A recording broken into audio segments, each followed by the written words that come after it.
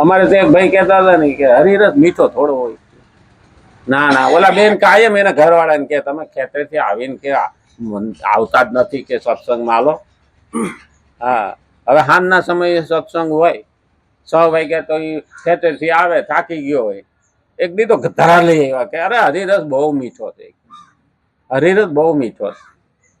પરાણે લઈ તે વાહે બધાને આવ્યો ને એટલે થાંભલી હતી ને ટેકે બેઠો અને હરિરસ હાલતો, કોઈ દી હા ભરતો ન હોય, પાછળ બેઠો.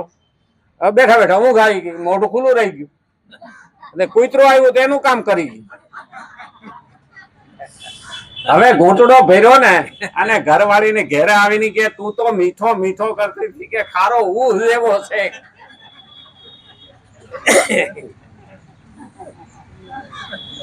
એટલે હરિરસમાં ધ્યાન હોય તો મીઠો હોય અને ના હોય તો ખારો ઉહ જેવો લાગે. અને એટલે કીધું છે મારું કલ્યાણ શેમાં છે એ ભગવાન અર્જુનને કે, કેમ કે ભગવાનના સિદ્ધાંત પ્રમાણે કર્તવ્ય અને કર્મ કરવાથી અર્થાત કર્મયોગથી પણ શ્રેયની પ્રાપ્તિ થાય છે અને જ્ઞાન યોગ તેમજ ભક્તિ યોગથી પણ થાય છે. જ્ઞાન યોગ અને ભક્તિ યોગથી પણ થાય છે. ખરેખર શ્રેયની પ્રાપ્તિ એટલે કલ્યાણ શેમાંથી થાય તો જ્ઞાન લીધા પછી જ માણસ શાંતિથી બેસી શકે નહીં.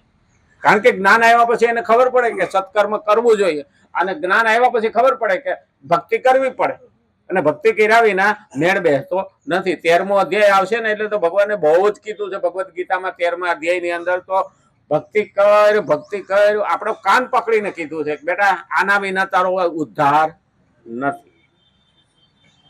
અને એટલે અત્યાર સુધી તો ભગવાને અર્જુનના પ્રશ્ન મને ઘોર કર્મમાં કેમ લગાવો છો આવો પ્રશ્ન અર્જુનનો હતો. હા, ઘણી વખત અર્જુન બહુ ડાપણ કરે, ભગવાનને કહી દે છે તમે આ ઘોર કર્મ છે કે મને એમાં હું કામે ન જાણે. ભગવાનને તો ખબર જ ન હોય. ભગવાન કે ઘોર કર્મ નથી, એ તારું કર્તવ્ય છે. નહીં, ઘણા છોકરાઓને કામ ન કરવું હોય તો હવે બપોર વસારે મને ક્યાં તડકાનું મોકલો છો. હા, આવી લૂ વરહે છે પણ બાપાને ખબર હોય કે બેટા આજ તડકો સહન નહીં કરે તો કાલે તારા જિંદગીમાં તાપ ઉભો થાય. જે તાપથી ભાગ્યા છે ને એ તપી ગયા છે અને જે તાપમાં ગયા છે ને આપણે તો અત્યારે આપણે સાંયડો ગોતીએ છીએ, નહીં તો ખેતરમાં જયારે કામ કરતા તો એને તાપ ક્યાં છે એ ખબર જ ન પડતી. એને બપોરે ઘડીક વાર વામકુક્ષી કરી લે. હા, વામકુક્ષી કે ને ખાધા પછી ઘડીક વાર આડા પડે અને પછી કામે લાગે તો ક્યાં તાપ જતો રહે નક્કી નહીં.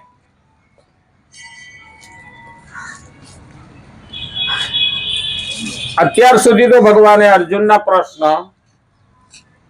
મને ઘોર કર્મમાં કેમ લગાવો છો નો જ જુદી જુદી રીતે ઉત્તર આપ્યો. ભગવાને જુદી જુદી રીતે એને ઉત્તર આપ્યો. હવે આ શ્લોકમાં ભગવાન નિષ્ઠા પ્રમાણે કર્મ કરવાની વિધિ બતાવી. ભગવાન ઉપર નિષ્ઠા, ભગવાન નિષ્ઠા પ્રમાણે કર્મ કરવાની વિધિ બતાવે. હવે ખરેખર આ કર્મ હું કરું છું તો ઘોર કર્મ કેમ નથી રહેતું, આનાથી કેમ પાપ નથી લાગતું, આના બાબતમાં ભગવાને ખુલાસા કર્યા. તો એના વિશે ભગવદ નિષ્ઠા પ્રમાણે કર્મ કરવાની વિધિ ભગવાન બતાવે છે. હવે કોઈ પણ વસ્તુની વિધિ હોય, આપણને વિધિ એટલે આવડત, સમજણ, આના વિના થાય નહીં. એને સંસ્કૃતમાં વિધિ કહે એટલે તો આપણને સમજણ નથી. હાથ જોડ કરાવ શાંતાકારમ ભુજગશયનમ પદ્મનાભમ સુરેશમ વિશ્વાધારમ ગગનસદૃશમ. હાથમાં પાણી લ્યો, હોળબાર વિષ્ણુનું નામ લ્યો, મનમાં મમ બોલો. આવું કે આપણને ખબર ન પડે તો વિધિ બતાવે, એને કે વિધિ કી. પછી ગણેશ સ્થાપન કે હા વિઘ્નેશ્વરાય વરદાય, પછી એમ શરૂ કરે. આપણને ખબર નથી કે વિધિ કરો તો આપણને જે સત્કર્મની ખબર નથી, ભક્તિની ખબર નથી અને એના માટેનું જ્ઞાન ક્યાં મળે એની ખબર નથી, તો ત્રણેય વસ્તુ જરૂર પડે ને. જ્ઞાન લેવું જરૂરી છે. આપણે નાના હતા ત્યાં આપણને જિજ્ઞાસા બહુ હતી. મોટા થયા પછી જિજ્ઞાસા જતી રહી એટલે જાણવાની ઈચ્છા ઓછી થઈ ગઈ, જતી રહી. નાના હતા ને આપણે યાદ કરો 4-5 વર્ષના હતા ને ત્યારે કાંઈક અમુક કરતા હોય, રિપેર કરતા હોય ને તો આપણે માથે ઉભા રહીએ. હા, વડીલો ખીજાય આખું નાખી અહીં હું ડેચ્યું છે, પણ તોય એમાં જોયા કરી. અને પછી આપણે એ આઘા મૂકીને જાય ને એટલે એ જ ડિસમિલ લઈને આપણે કારીગરાઈ કરી. હો, એક વખત તો અમે અખતરો કર્યો હતો. ઓલું પેલા ખબર ચાવી ભરીને ઘડિયાળ આવતી, ચાવી ભરીને ઘડિયાળ આવતી. હા, તે અમારે કાકા હતા ને એ ખોલીને બેઠા, એટલે માથે માથે જોયા કરી. અમારા કાકા છે ને એ મૂકીને ગયા કે કોકે બોલાયો હોય, એ ડિસમિસ લઈને હું જામી પડ્યો હતી. પેલી સ્પ્રિંગ સટકી હતી, આંગળામાં વાગી, ત્યારે આંગળામાં ચેકા પડી ગયા અને પછી ભાગ્યો. આને કોણ અડ્યું તું? પછી આપણે બોલીએ ખરા? હા, પછી તો બા પાસે જતું રહેવાનું, દાદીમા પાસે. એટલે હાડીનો ટુકડો ફાડીને ચારે આંગળામાં પાટો બાંધી દીધો, પેલું ઘાજાડવું આવતું એ લગાડી. તો પછી ખબર પડી કે જિજ્ઞાસા વૃત્તિ છે ને નાનપણમાં બહુ હોય, પણ મોટા થાય ને એટલે જિજ્ઞાસા વૃત્તિ જતી રહી. જાણવાની વૃત્તિ, જિજ્ઞાસા વૃત્તિ જતી રહી. અને એ જિજ્ઞાસા જતી રહી ને એટલે જ આપણે આપણું કલ્યાણ ભૂલી ગયા અને બીજે લાગી ગયા. હકીકતમાં અત્યારે જિજ્ઞાસા છે ખરે. હમણાં 2 જણા બથોબથ આવે 4 રસ્તા ઉપર, તો કોઈ આ કંકોત્રી લેખાવી ના ત્યાં ઢગલો થઈ જાય કે ન થઈ જાય? ત્યાં શું હતું, કેમનું હતું, કેવું હતું? હમણાં આ આખી સોસાયટીમાં ખાલી એટલી વાત ફેલાય ને કે ફલાણાની છોકરી ભાગી, વગર ઓયલા કામ મેલી મેલીને પૂછવા જાય કોના હારે ગઈ, ક્યાં ગઈ, કેવી રીતે ગઈ. અરે ભાઈ, તારે કેટલા ટકા? આવી જિજ્ઞાસા છે, પણ ભગવાનની જિજ્ઞાસા રહી નથી. અને એટલા માટે અહીંયા ભગવાન કહે છે બધા જ કર્મો અને મને અર્પણ કરી દે. આવું કે ભગવાન, બધા જ કર્મો મને અર્પણ કરી. આવું કહેવાનું તાત્પર્ય એ છે કે ક્રિયા અને પદાર્થને પોતાના માટે ન માનીને મારા અને મારા માટે જ માન. ભગવાન એવું કહે છે, પોતાના માટે ન માનીને મારા અને મારા માટે જ માન. એટલે ભગવાન માટે કોઈ પણ વસ્તુ આપીને તો ભગવાનને પહેલા યાદ રાખવાનું, મારા પ્રભુના કામમાં આવે ને તો બીજે મારે વાપરવાની જરૂર નથી. આપણા વડવાઓ પહેલા તો એવું કહેતા ને, છોકરો થોડું કમાઈને આવે ને તો લો બાપા કે લો દાદા, હું એટલો લઈ આવ્યો કમાઈને, એટલો પગાર લાવ્યો. તો કે પેલા મંદિરે પ્રસાદીમાં મૂક્યા. પેલા એવું હતું. અટાણે તો શું કે શેમ્પેનની બોટલ ખોલો, કેવા ડખે ચડી ગયા. પેલા નારિયેળ ફોડો અને હવે બોટલ ફોડો દારૂની. હો, ઊંધે પાટે ચડી ગયા. હકીકતમાં દેવ આગળ આપણે શા માટે આ અર્પણ કરીએ છીએ કે તારી કૃપાથી, તારી દયાથી અને તારા સહકારથી, તારી શક્તિથી મને આ કમાણી મળી છે. એટલે પેલું અર્પણ તારું તુજને અર્પણ. હવે બોલીએ છે ખરા પણ કરતા નથી. બેનો તો થાળ બોલે તી કે તારું તુજને તુજકો અર્પણ. આમાં કાંઈ મારું નથી. હકીકતમાં આપણું કાંઈ નથી. આ ફૂલ પણ ભગવાનને ચડાવીએ ને તો તારું તને અર્પણ. કારણ કે ફૂલ છોડ ઉગાડ્યો એને, કળી બનાવી એને, હા, ખીલાવ્યું એને, બંધ કળીમાંથી ફૂલ બનાવ્યું એને, કલર ભર્યો એને, સુગંધ ભરી એને, આપણે તો તોડીને એને આગળ તારું તને અર્પણ. ખરેખર ભગવાનને જયારે આપણે આમાં આ સમજણ આવે ને, જો ફૂલ એનું બનાવેલું એને અર્પણ કરતા હોઈએ તો આ શક્તિથી ભગવાનની આપણે આ કમાણી કરી કે આ દેહ દોડ્યો, કે આ દેહ હાલ્યો.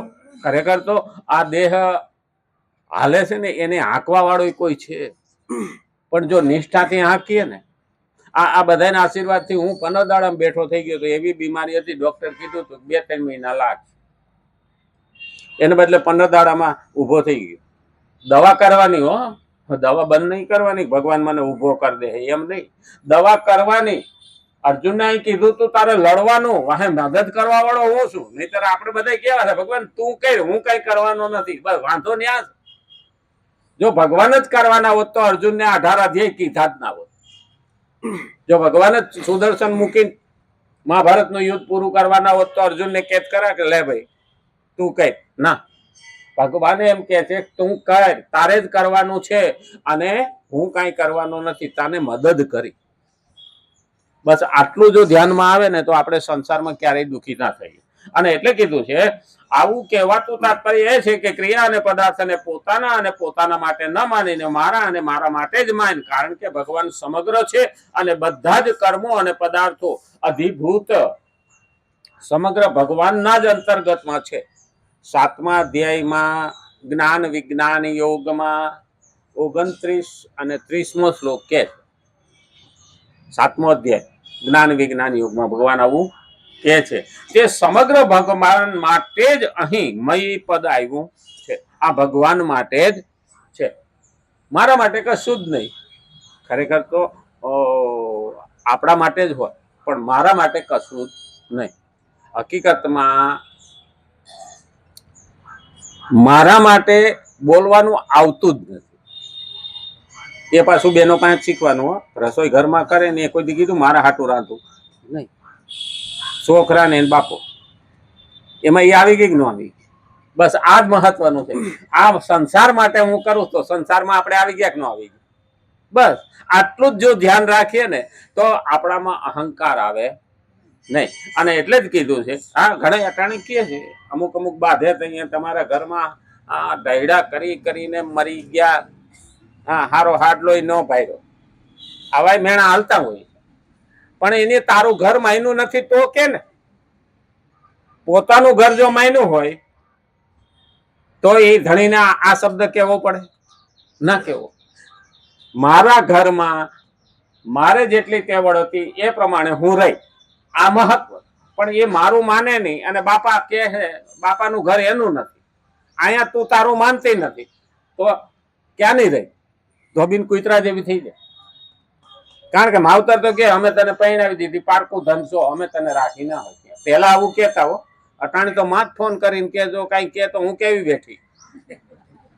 હા એટલે ઓલી તો આમ તલવારની ધારે રાખે કે ન રાખે, અને બક બક ચાલુ કર્યા કરે. એક વખત એને સમજાવી દો હમાયેથી કે બાપા તો તાર બાપા ત્યાં રે, તો બાપો કે છે કે બાપા આ રાખો.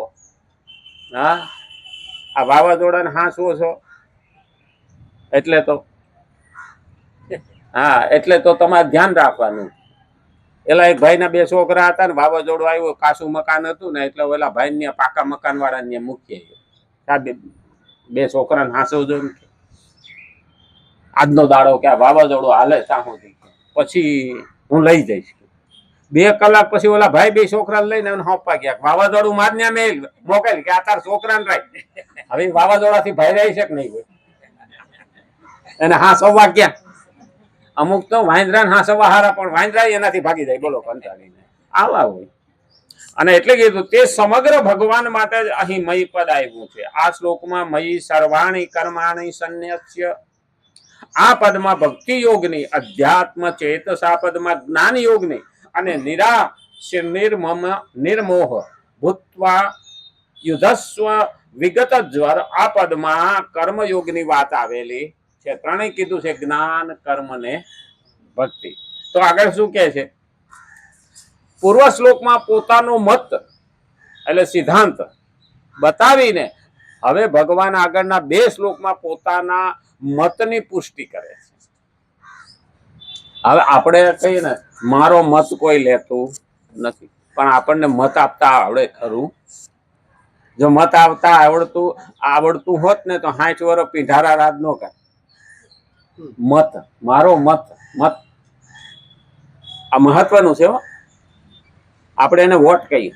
વોટ એટલે શું થાય? અંગ્રેજીમાં વોટ એટલે શું થાય? અને વોટ એટલે મતય થાય. અમારા સાહેબ હતા ને, પેલા અમને ઇંગ્લિશ શીખડાવતા ને, એટલે પ્રશ્ન પૂછે, ઉભો થા, વોટ એટલે શું? એટલે અમે ગોથે ચડી જાય. વોટ એટલે શું? 3 વાર બોલે, એમાં જ જવાબ છે વોટ એટલે શું. એટલે વોટ એટલે શું જ થાય. પણ આપણને શું છે, સાહેબની બીક હોય એક તો, અને અંગ્રેજી હોય. હા જોકે અત્યારે તો અંગ્રેજી કામની ભાષા નહીં, કામની ભાષા છે અંગ્રેજી. હા એટલે અંગ્રેજી કામની ભાષા. તો કામ કરે ને શું કહેવાય? કામવાળી. અને ગુજરાતી તો આપણી માં છે, માતૃભાષા. તો આપણે માને મૂકીને માસીને રાખીને કામવાળીને માં બનીને, કામવાળીને માં બનાવી. હા નહીતર તો ખરેખર જોવા જાવ ને આ ભાષાનો મેળ તો ડખે ચડી જાય. અમારે ત્યાં એક ભાઈ હતા ને, એ તો બોલે ધેટ મેન ધક્કા માર્યા, માઈ લેખ ખડ ગયા, બટ મુझे लगा थोड़ा माई लेख खड़ गया. हाँ धैट मैन धक्का मारा, आई एम पड़ गया, बट मुझे लगा थोड़ा माई लेख खड़ गया. હવે અમારે હિન્દી આવી, ગુજરાતી આવી, અંગ્રેજી આખી ઇંગ્લિશ તો આવે નહીં. અટાણે આ ગુજરાતી બોલતા હોય તો